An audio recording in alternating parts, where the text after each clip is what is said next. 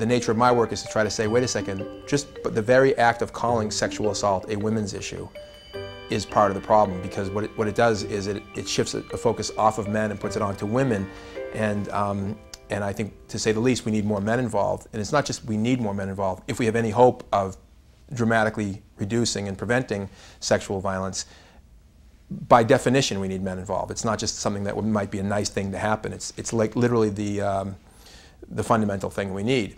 And so by calling, you know, rape a women's issue, that has the effect of shifting focus off of men and boys and putting it onto girls and women. It's like their problem, they have to deal with it, and that's not fair, it's not accurate, and so we need a paradigm shift in our thinking. We need a new conceptual framework, and so instead of thinking of the issue of rape and sexual violence as, you know, a women's issue that some good men help out with, I think we need to start seeing it as a men's issue as well as a women's issue.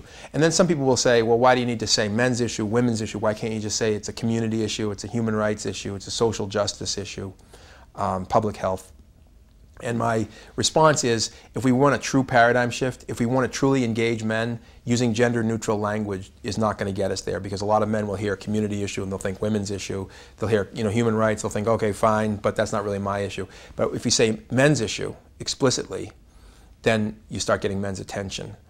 And the whole idea here is we need to create a climate in male culture where men will not be able to just say, this is not my issue, it's not my problem, I don't deal with this stuff. We need to begin to create sort of peer pressure in groups of men to say that, yes, it is your issue, yes, it is our issue. And with you know, the more power and responsibility a man has, or the more of a platform of leadership and influence he has, the more responsibility he has to make it his business or his issue. And so that's part of the paradigm shift too. So not only do we have to see it as a men's issue, but we have to see it as a leadership issue for men. And I define leadership pretty broadly. So within your family, your faith community, your business, workplace, politics obviously, media, sports, whatever platform of leadership you have as a man, you need to figure out both how you can use your platform to prevent the violence from happening, to provide leadership to young men and boys, to partner with women to figure out how to be most effective. You need to be knowledgeable, because being a leader, exercising leadership, you need to know what you're talking about. And I think that one of the first steps for a lot of men is just learning from women in the sexual assault world how prevalent it is, what are the dynamics, what is the continuum of behaviors that lead to sexual assault, because sexual assault doesn't just happen out of nowhere. There's a whole culture and there's a continuum of behaviors. So all of this stuff is part of the sort of the education process that men and women who are leaders need to be participating in. And then, of course, the next step is taking action. Because for example, Sexual Assault Awareness Month, the term Sexual Assault Awareness Month, while I appreciate that, we need to move beyond awareness. I think a lot of us have awareness. I think the issue is now, what do we do about it, right? So it's, from moving from awareness to action. And when it comes to men, yeah, we need men to know more and be aware of how pervasive these issues are and how our individual choices impact, the larger culture, and how we participate individually as well as members of communities, how we participate in a culture that is producing abusive men at pandemic rates. We need to understand all this, but we have to do something about it. So the next step, I think, immediate next step for men is, beyond awareness, is action. And the biggest part of that action, simply stated, as far as I'm concerned, is we need to get men to interrupt each other's abusive behavior. We need to have men challenge each other's sexist beliefs and behaviors.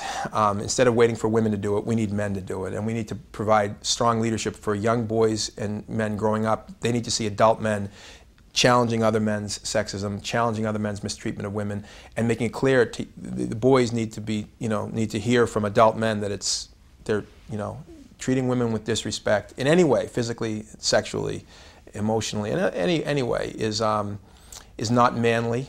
It's not acceptable. It's not proving your strength as a man. It's proving you get some problems. And of course, this stuff is really basic. So everything I've just been saying is really basic. And we need to treat, each other. Boys and men need to treat each other with respect and dignity. It's not just that they need to treat women, but certainly sexual violence is a big problem in terms of men's perpetration of it against women.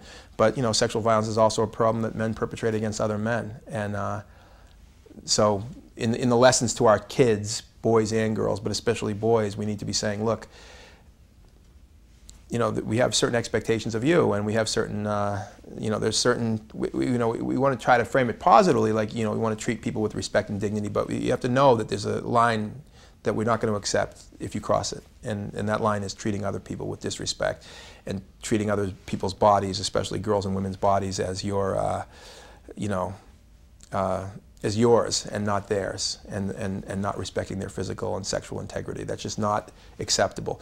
And again, you would think that would be an obvious message, but I think the culture is sending all kinds of mixed messages to young men and boys that include the opposite of what I just said. So in other words, young boys and men are growing up in a culture where they're seeing that they have a license to women's bodies, they have a right to women's sexual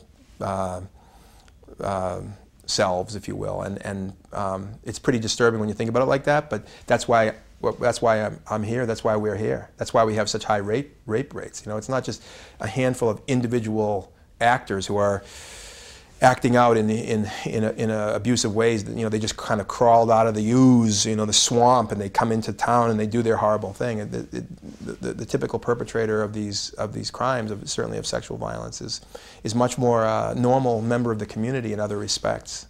And then again, the question becomes, if normal guys or otherwise normal guys are committing a lot of the violence and the sexual violence, what does it mean to be normal? And then how do we help to change the norms that help to produce those outcomes?